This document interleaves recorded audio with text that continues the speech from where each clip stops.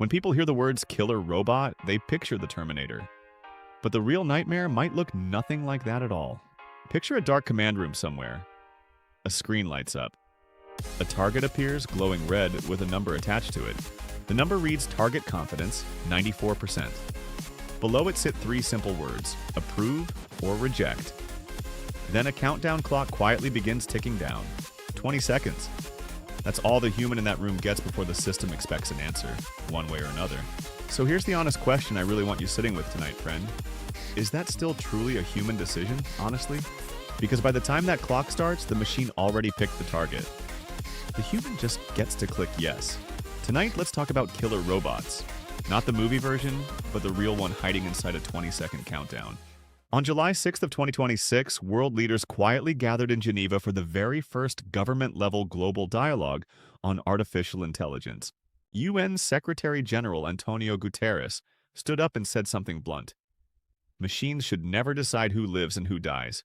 He called it politically unacceptable and deeply morally repugnant to let a machine make that call without any real human control involved. Here's the catch, though, friend. This particular meeting wasn't actually there to sign any treaty. Nobody formally banned anything that day. It was simply step one, an opening conversation about rules for a technology that's already racing far ahead of any rulebook. Reuters reported that Guterres warned AI is now developing faster than anyone. Even the very people building it can possibly keep up. Sounds pretty urgent, doesn't it? But urgency alone never quite answers the real question quietly sitting underneath all of this. And that question is simple. Before we ban something, don't we first have to agree on what it even is? Here's where most people get it wrong. They picture a metal soldier, maybe with glowing eyes, marching around a battlefield. That's Hollywood, though, honestly. The real debate here isn't about looks at all, it's really about who actually pulls the trigger. The Red Cross defines an autonomous weapon simply as one that selects and strikes targets without a human stepping in.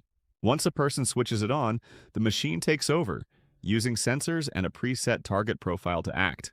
Read that twice if you have to. The user doesn't even know the exact target, the timing, or the location where force gets applied. So a killer robot, it turns out, was never really about arms and legs.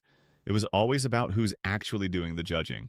The moment a machine quietly takes over deciding who counts as a legitimate target, that's exactly when the real danger begins. Not the shape of the weapon, not whether it flies, rolls, or walks. The judgment is the whole story here.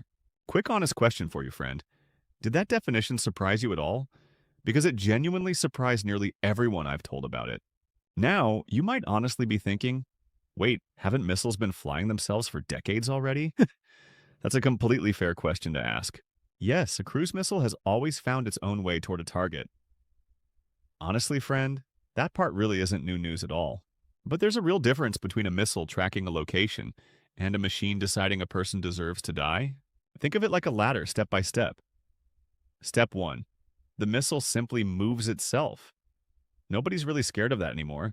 Step 2 on that ladder, it tracks a signal like heat or radar. Still fairly narrow, still aimed at things, not people. Step 3. The system starts recognizing target types like tanks, vehicles, or radar dishes. Now we're inching closer to real trouble. Step 4 on our ladder. It starts classifying human beings themselves, sorting people into categories like combatant, civilian, or threat. Step 5, the one everyone genuinely fears most. The machine fires on a person with zero human ever actually involved. So the danger was never a missile flying by itself. The danger is a machine deciding who counts as a target. Let's test that whole ladder now against one real case. November 2020, just outside Tehran, Iran, on a quiet suburban road, Mohsen Fakhrizadeh, a top Iranian nuclear scientist, was killed while riding in a car, with his own family sitting nearby. Reports described a remote-controlled machine gun, reportedly AI-assisted, tied to satellite links and possibly even facial recognition technology too. Headlines everywhere screamed the exact same thing. An AI machine gun assassinated a man entirely on its own. Terrifying, right? But slow down with me here for a second.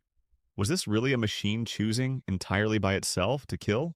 Look closer, and it seems more like a human operator firing remotely with AI just steadying the aim and timing.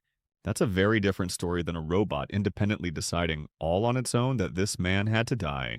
This case sits much closer to an AI-assisted killing tool than to the fully autonomous weapon everyone actually imagines. Here's a much grayer case now. Libya 2020. in the middle of a civil war most Americans never even heard about. A drone called Kargu 2, made by a Turkish defense company, allegedly hunted down soldiers who were already retreating from battle. A United Nations expert panel report described a fire, forget, and find capability with no operator connection required at all. If that's true, it sits at the ladder's very top rung, a machine choosing a human target with nobody pressing any button. But here's the honest caveat. Friend, the public evidence doesn't fully prove the autonomous mode actually fired on that specific day. We honestly can't say for certain this was history's very first killer robot killing.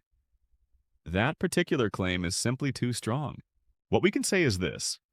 Warfare had arrived right at the doorstep of that line, close enough to worry everyone. So was Libya really the beginning of killer robots? Maybe. Or maybe it was just a very loud warning shot. Now we get to the heart of tonight's story, and honestly, this is the part that keeps me up at night. Meet Lavender, an AI system the Israeli military reportedly built to help generate targets during the early war in Gaza. According to investigative reporting from Plus 972 magazine and Local Call, Lavender reportedly flagged as many as 37,000 Palestinians as possible militants. One intelligence source described human review of each individual target taking about 20 seconds, essentially serving as just a rubber stamp. 20 seconds. Ask yourself honestly, friend, could you judge a person's life and their family's safety in 20 seconds flat? The Israeli military pushed back hard on all of this, saying AI doesn't independently incriminate anyone. It's only an analysis aid tool. They insist that independent human review still genuinely happens every single time, following international law and internal military guidelines closely. So we've got two stories colliding head-on here. Whistleblower testimony on one side, official military denial on the other. I won't tell you who's completely right in this, but I will tell you exactly why this case matters so much. Because it's not really asking whether AI pulled a trigger. It's asking whether human approval still means anything at all. And once you start asking that question, friend, it's honestly very hard to stop asking it about everything else too. Let's zoom out from Gaza for just a second and look over at Iran in 2026, a very different battlefield entirely. The Guardian reported that AI tools actually helped compress the entire kill chain, from spotting a target all the way to striking it. Experts call this whole phenomenon decision compression, and it's exactly as unsettling as it sounds once you really think it through. What used to take human analysts days or even entire weeks to plan can now get fully processed in mere minutes. That sounds pretty efficient, sure, but here's the uncomfortable trade-off that nobody really mentions in any official press release. When you compress the timeline down that much, you also end up compressing the time a human actually has to think. Analysts feed the system drone footage, intercepted phone calls, and human intelligence, and out comes a fully ranked list of targets. Humans still say yes or no in the end, but increasingly they're approving conclusions they never had time to verify. So let's ask the deeper question this whole story keeps circling back to. What actually makes something a human decision? Having a human somewhere in the loop isn't automatically enough on its own. There are real conditions that genuine judgment actually requires. Condition number one is time. Did the person actually have enough real time to genuinely think the entire decision through? Condition number two is information. Could they even see clearly why the AI made that particular recommendation in the first place? Condition number three is authority. Could the human have actually said no and had that no truly matter to anyone at all? Condition number four is understanding. Did they actually know the system's real limits, its blind spots, its honest error rate? Condition number five is accountability. Can anyone trace back afterward exactly who approved what, and on what actual basis for it? The Pentagon's own official policy on autonomous weapons echoes this exact idea. Demanding interfaces people can genuinely understand and control. Being present in the room simply isn't the same as judging. You have to know, understand, and be able to say no. So can the world actually regulate any of this? Or is it already too late to draw a real line? A total ban on all military AI simply isn't remotely realistic. AI already quietly runs logistics, surveillance, and cyber defense everywhere. But a much narrower approach might actually work. Ban weapons that target humans autonomously with zero human choice ever involved. Also ban systems that are too unpredictable to explain, keep logs of every single AI recommendation, and guarantee humans a real veto. The Red Cross has proposed almost exactly this approach. Prohibit the worst cases outright, tightly regulate everything else that remains, It's not a perfect fix, honestly, but it's a real starting point. Better than either total silence or empty slogans. Let's go back now to that very same dark room from the very beginning. The screen still glows. Confidence 94%. Strike recommended. Time to decision 20 seconds exactly. A human finger hovers right above the red button, quietly waiting there. Here's what scares me more than robots taking over completely. Humans staying in the room but no longer truly judging. The button still gets pressed by an actual person. But the real choice more and more belongs to the machine. So tell me honestly, friend, when that actually happens, can we still even call it a human decision at all anymore?